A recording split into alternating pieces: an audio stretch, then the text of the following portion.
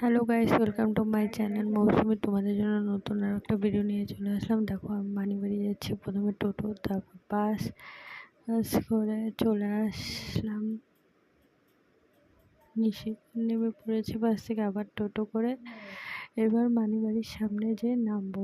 আজকে ভাইয়ের জন্মদিন আছে, তাই যাচ্ছি। দেখো, এত সুন্দর প্রাকৃতিক দৃশ্য, যেন চোখ বিষে হয়েছে। তারপর বাড়ি গিয়ে মাছ দিয়ে ভাত খেলাম। তারপর বাইরের বার্থডে কেক কাটা হয়ে গেল।